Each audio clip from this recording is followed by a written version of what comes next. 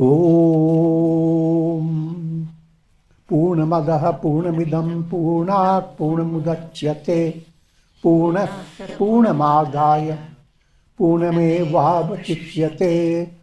Om Shanti Shanti Shanti. Om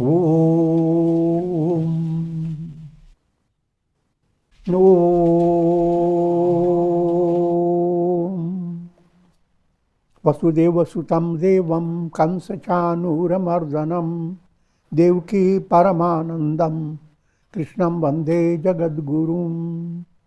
Om. Adorations to Lord Krishna, the preceptor of the universe, destroyer of the forces of darkness, and bestower of immortality. Om. Srimad Bhagavad Gita. We are commencing chapter 10, known as Vibhuti Yoga, the Yoga of Divine Glories. Also, the word Vibhuti is well known. You apply Vibhuti on your forehead, and your forehead shines like ashes. But that's the highly allegorical performance. And what does it imply? The more you burn up your illusions, the illusions are in 3 stages: mala, vikshepa, and avarana. Mala, gross impurities, kama, krodha, lobha, all the impurities, anger, greed, hate. Vikshepa are the subtle impurities of your vasana. And avarana. Avarana is the source called ignorance, the veil. Mala, vikshepa, and avarana. And as you spiritually advance in the spiritual progress, you are moving away from the illusion of individuality. I am this body, I am this mind. And you are experiencing the real I am. From ahamkar, you are being led to aham. Ahamkar. Using a little wit. It is worst car. Its car looks very, very big. And the bigger the car, you feel better. And car has 3 sections. The driver part is your conscious stage of impurities. You are led by malas, and that's how you are driving the path of prayer, the path of vishaya sukh, pleasures of the world. And the middle section of your car is the car of bhavana. You drive the car, and your loved ones is in the middle section, telling stories, cute conversations. I'm joking. In other words, this is the role of bhavana, feeling. As you live your life, it was as if you are in a car. And the major realities in the practical world are defined by your malas. And behind malas are sentiments, And behind sentiments is the deepest source. That's ignorance, avidya. So with this, as these illusions move away, your head shines more and more. Without using allegorical language, you become more and more aware that the world is permeated by God in different stages. And climax, the world doesn't exist. Brahman alone exists. Aham Brahma. And in the state of Jivan Mukti, you continue to have both aspects. The aspect that the world is permeated by God. And that aspect inspires the sage, or as you become enlightened, you are blossoming. And at the same time, you are wafting fragrance. Blossoming aspect is pointing to Aham Brahmasmi, I am Brahman. And the wafting aspect, your life in the world becomes a source of great inspiration. Bhuya eva mahabhaho shinu me paramam vachaha yatteham priyamanaya vakshyami hitakamyaya. Lord Krishna said, O mighty-armed Arjuna, listen again to my supreme instruction. It's always again and again, gada parinyaya. No matter how much you have listened to, the highest teaching, you have to listen again, because that listening has given you intellectual knowledge. Intellectually, you are not going to get any more. Nothing is hidden. When it is said, the whole world process is a snake superimposed upon the rope.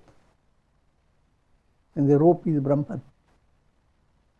And that Brahman you are. That's the ultimate knowledge. I am, that am I. But now, listen again and again, because you have to work with three obstacles, mala, vikshepa and avarana. As layers of illusions cut down, you are coming closer and closer to that goal. Aham Brahma, what intellectually you called it in one sentence, Aham Brahma. I'm not ahamkar, Aham Brahma. Get out of the car. I'm Brahman. But now, this has to be brought into your mind again and again and again, and daily apply Vibhuti, how much you have burnt up. But it is not limited to what you apply on your forehead. That's a symbolic. And that you continue doing that. That's perfectly commendable. But what really happens, that let your buddhi, your understanding, join with profound bhavana, feeling. As buddhi becomes purified more and more, your heart becomes more and more relaxed.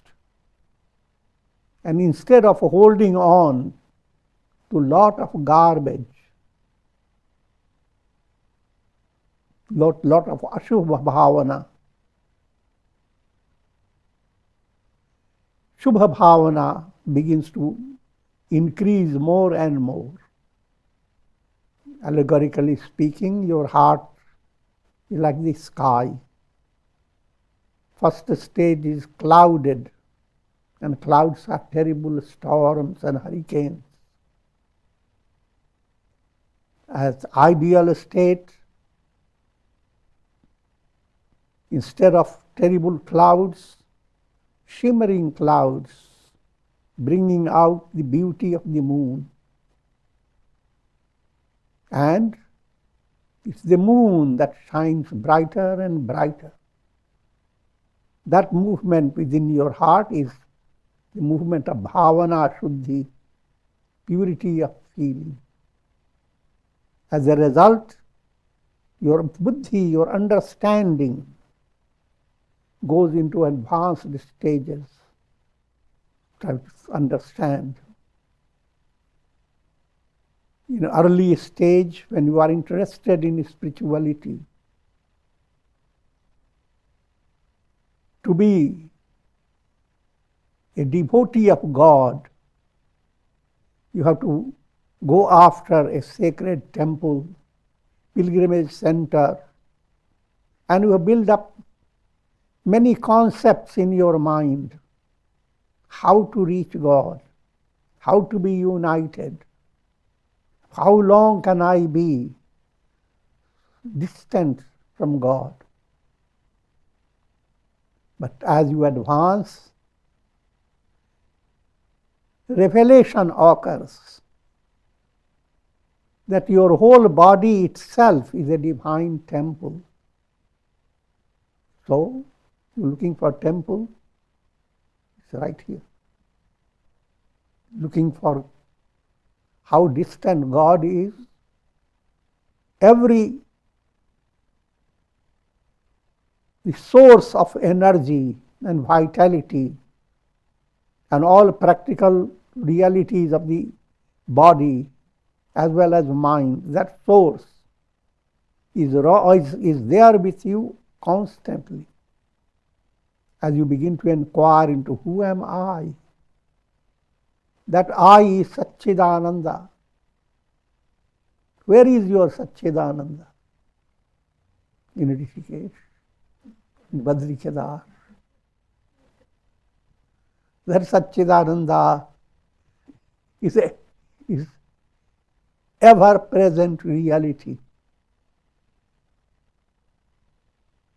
So instead of the concept of going far and wide to find God, your mind goes on relaxing, calming itself, and discovering that every breath you breathe is because of the presence of God within you. So, coming back to the verse, O mighty-armed Arjuna, listen again to my spiritual instruction. So, what I'm trying to imply, don't complain when you hear the same instruction coming again and again. Listen again. Which I shall declare to you for your benefit, spiritual enrichment. Since you are delighting in my words, 2 points here are very important. Priyamanaya, continue to find delight. Talking to Arjuna, Arjuna is, as Krishna goes on teaching, Arjuna's mind wants to hear more and more, and he finds a special delight. If you are spiritually sensitive, you want to have more and more satsanga, more swadhyaya, and there is nothing more inspiring than that project. So if that quality has developed, then God is pleased. You are becoming dear to God. So, since Priyamanaya continue to find delight, I will be giving you further insight in this matter, how to view God as the only reality permeating the entire universe.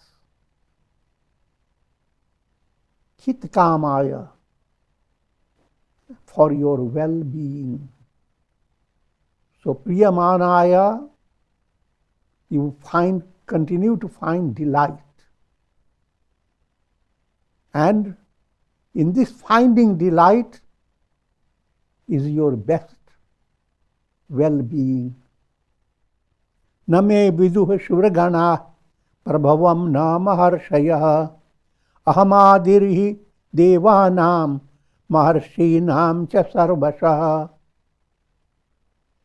Neither the multitude of devas nor the rishis know my glory, for I am in every way the origin of the devas and the rishis. If you take it literally, you will find a very pessimistic view that nobody knows, so you have been wasting time.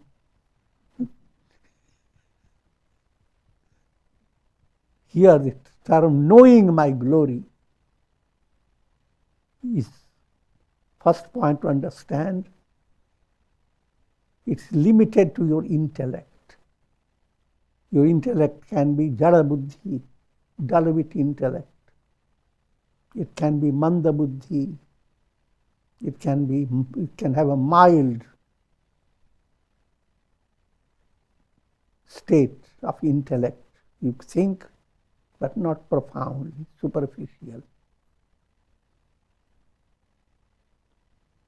Madhyam buddhi, moderate. You exercise your intellect. But your exercise of intellect keeps your soul in the world of karma. So you make improvement in your karma. No matter how great improvement you do, world experience brings you health, wealth, prosperity, and all types of blessings. But they are all dependent upon your good karma. And karma continues to change. So if that state of buddhi is madhyam, kind of a, you are benefiting but not complete benefit. Uttam, you come to realize that your real goal is not found anywhere in the world of time and space. Once you realize your experience is like a dream, so all that you are experiencing, wonderful time, it's a dream. The real attainment is waking up from the dream. So no matter how wonderful the dream, you are not against it. You want to have a wonderful dream. But not going on eating your cream all through the dream. No matter how tasty is the cream, you have to discard it. Coming back to this statement that devas and rishis, even they do not know my glory, implying no matter whomsoever you turn to for spiritual knowledge, teachings will be given by a sage based upon many factors. If sage is really advanced, no matter how advanced he is, he will not give you the teaching which is at the highest stage. And even if he talks about the highest teaching, you will not be understanding it fully. This is illustrated by the story of Buddha, how different type of aspirants approached Buddha. To one aspirant he says, the world is very real, so do your good karmas and do not default in practicing virtues. To the next aspirant, his mind alone is real. So don't confine yourself only to your practical realities. Your practical realities seem practical to you, but that practical term applies to your mind. Without your mind, you have no reality. Mind alone is real. Third disciple, he said the mind is not real, not even the body. The practical world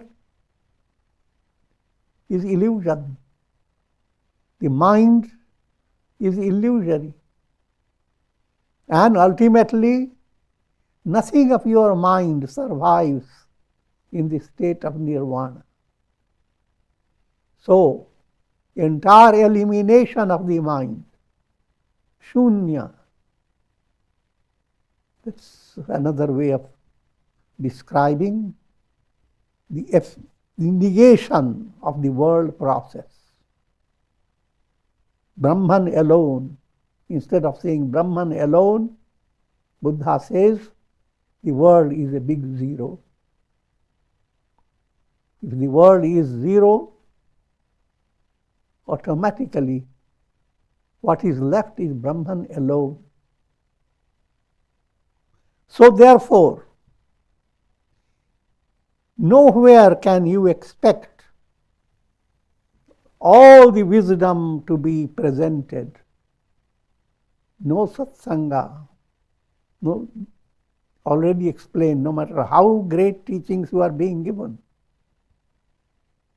You have studied the Vedanta at the highest level. That doesn't mean that you have known Brahman. You have acquired only according to your capacity. Coming back to that Buddha story, to another aspirant, Buddha says, neither the body, nor the mind, nor the intellect. All that you need is food. You're hungry. Food is very important. So get viksha. Get prasad from the ashram. What I'm implying, that's how a teaching is, just like medicines are presented to a patient according to the need of the patient.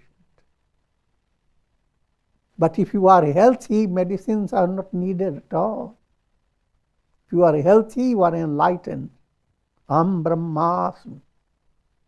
This doesn't in any way reduce the importance of sages, saints, maharshis, gods.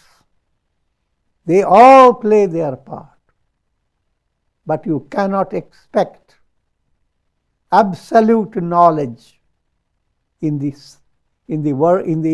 a setup where you are being taught and there is someone is a teacher behind. There is neither teacher nor taught. That's the highest level. Yo mama jamanadim cha vetti loka maheshwaram asammudha samartyeshu sarva papai pramuchyate. He who knows me as the unborn and the beginningless, as well as great Lord of all creation,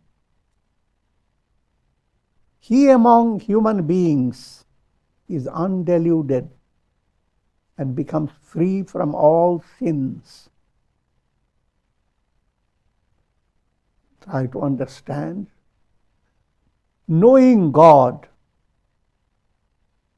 implying if you are dreaming, you must wake up from your dream. Knowing God is to be awakened from the dream of the world process. Your dream has a beginning and an end. But Brahman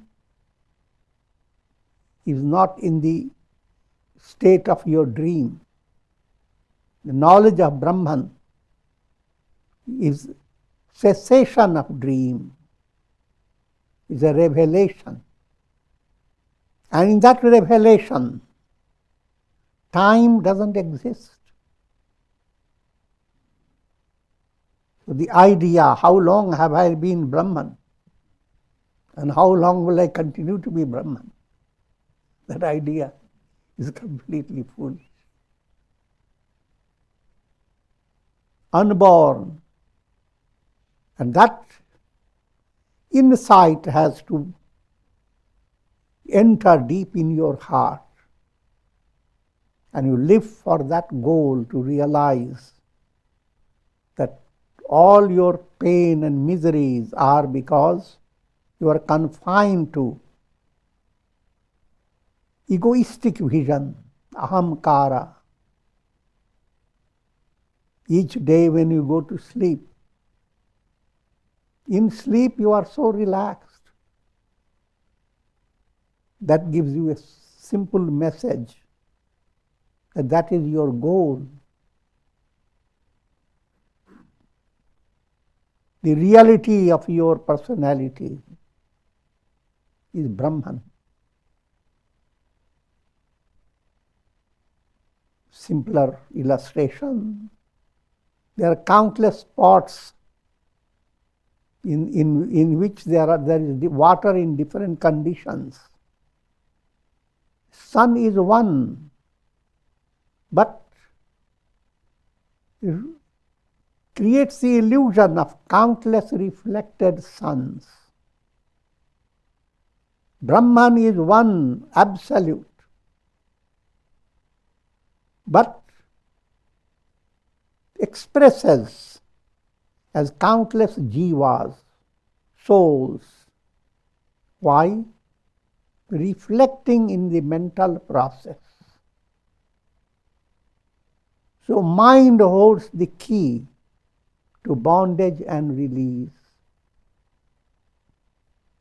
It is the mind that goes on giving you whole purview of a spiritual movement. Your mind understands what causes bondage. Same mind, well cultured by practice of yoga. And whenever I call yoga practice of yoga, it means integral yoga. Led by your karma yoga, bhakti yoga, dhyana yoga, jnana yoga. You begin to understand the state of enlightenment, which is like being awakened.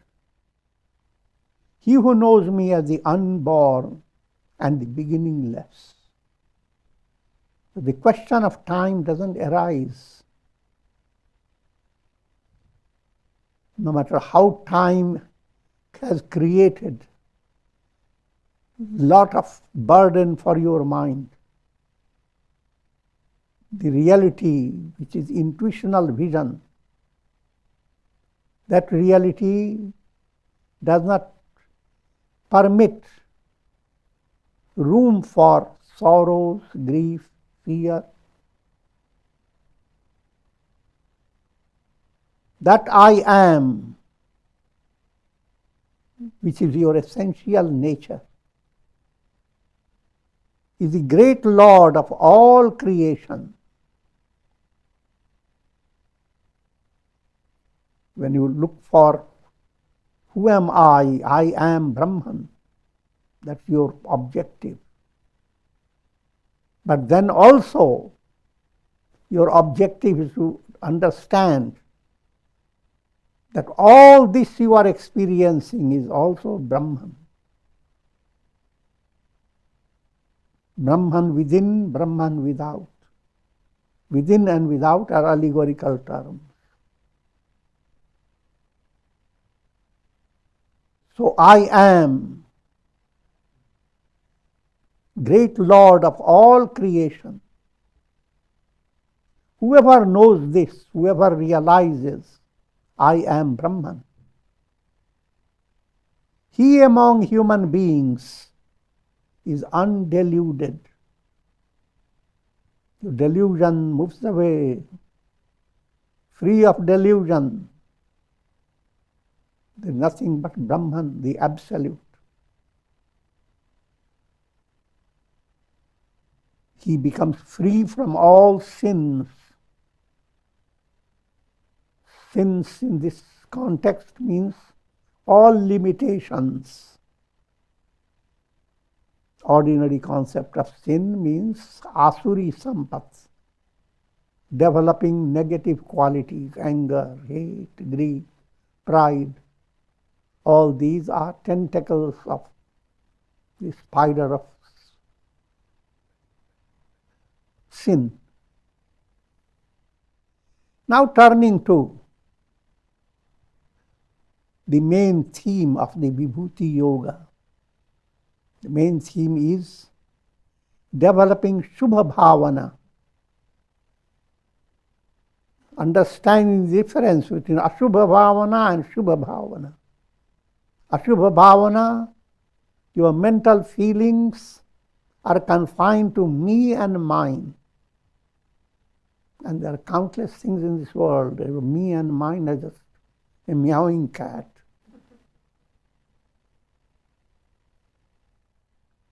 Instead of being confined to me and mine, you begin to develop a subtle insight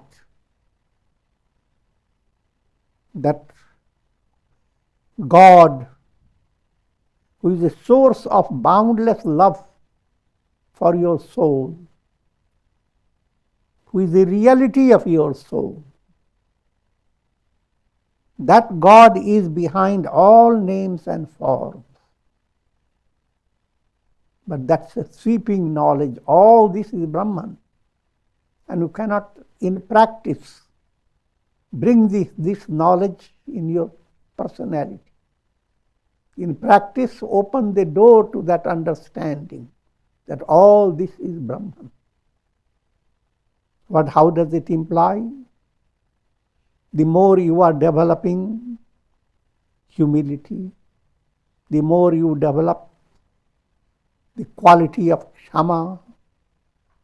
Instead of being angry, you enjoy the cool feeling of compassionate love. You don't hold on to the grudges based upon negative deals done by others, but hold on to your internal love. Just like you don't hold, mother doesn't hold on to the grudges against her baby, no matter how wrongly the baby may behave. In the same way, if you are developing that type of sentiment, your heart is opening up to Vibhuti Yoga. These profound sentiments, bhavanas, they are characteristics of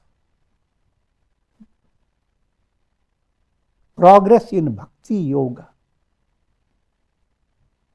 You are a devotee of God. You are a devotee of God, then are you developing these qualities? If you are not developing them, you are using palavra. And what are those qualities? Buddhir jnanam, jnanama sammoha, Shama satyam damah shamah sukham dukham bhavo bhavo bhayam cha bhayameva cha ahimsa samata tushti tapodanam yasho yasha bhavanti bhava bhutanam matta eva pridhag vidha. The bhavana world, the constituents of the bhavana world, buddhi, the type of intellect you possess, understanding. Everything begins with understanding. Someone is coming to meet you from a distance. You don't know who the person is. And you rather envied of meeting in a world of viruses.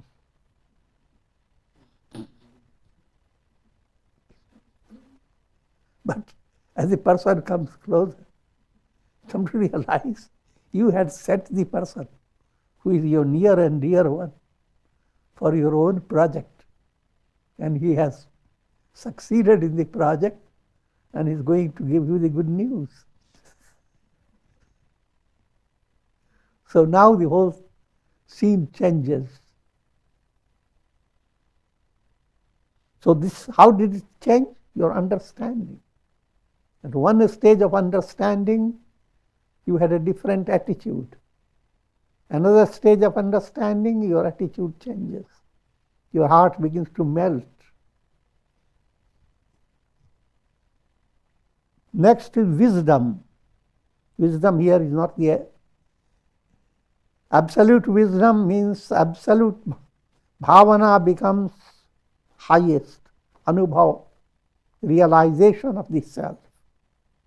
But in this context, wisdom means the degrees of subtle understanding, purity of intellect. The more purified, greater is your knowledge. Buddhi, jnana, asammoha, lack of delusion. You have to understand the difference between moha, deluded love, and pure love. There's a big difference. However, this difference is removed progressively. You can't just simply step out of delusion to a perfect state of understanding. Moha term is very important in spiritual studies. The very first chapter of the Gita presents the picture of moha. How Arjuna feels so miserable that so many people will be hurt and destroyed in this battle. And put it in a very simple way. Moha-based attitude appears very loving. A mother bird is very loving towards the hatching egg. But if her love continues to keep the egg in a state that doesn't allow the bird within the egg to emerge, that type of love seems very cozy, very cute. But it is an acute trouble.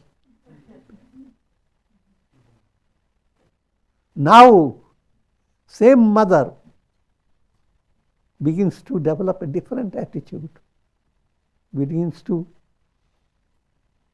present challenges before the little bird, young one. Sometimes even begin to kick the bird, enabling the bird to exercise wings. So that love now is moving away from moha. So in every relationship you have moha, mixed love. And your goal is increasing love and decreasing moha. And if this goal is in view, you have to move towards that goal in an artistic manner. You should not cut down your moha by creating anger and hate and so forth, but by exercising higher love. Love should win. Pure love wins over moha and many stages of moha.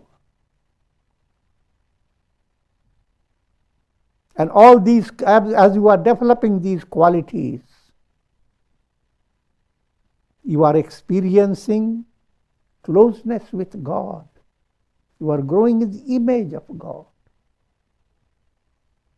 Kshama, great quality. That's bhavana.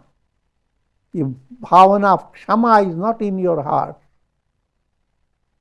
but you consider yourself very great devotee. Why? Because you get up very early, 3 o'clock. Practice intense sadhana. You stay on your headstand for a long time.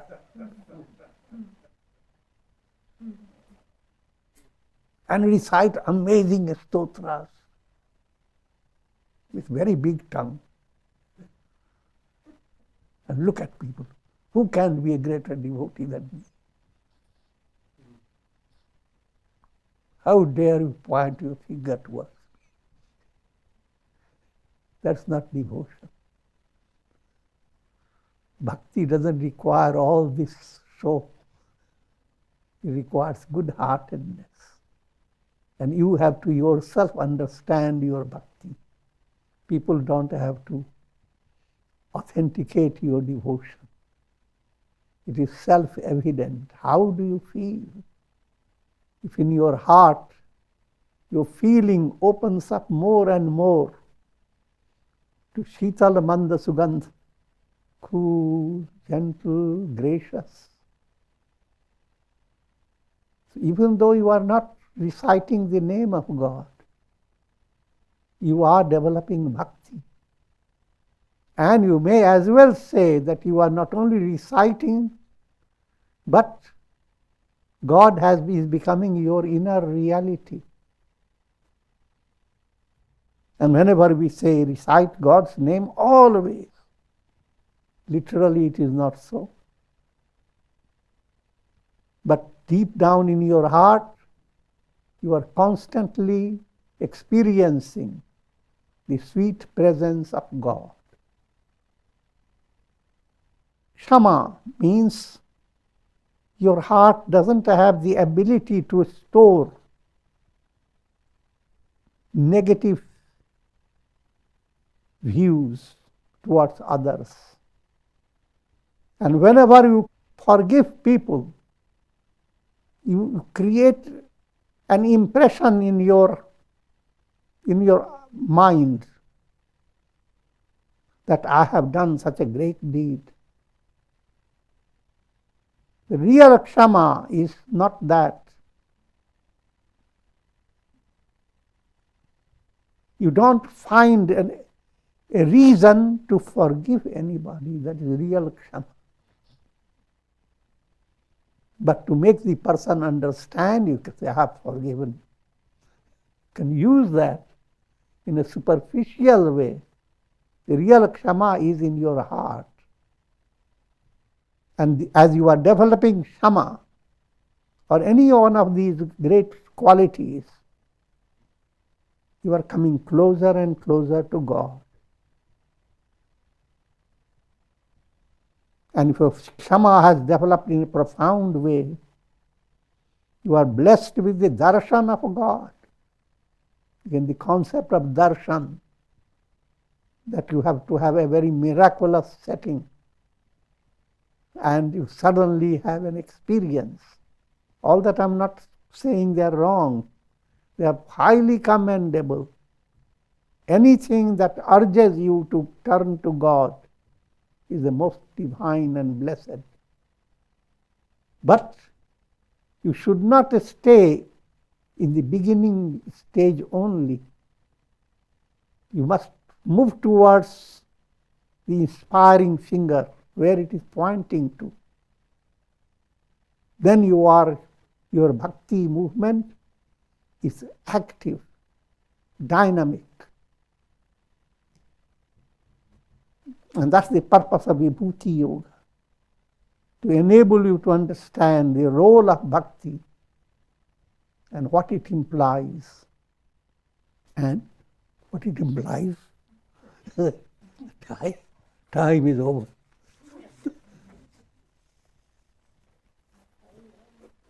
Om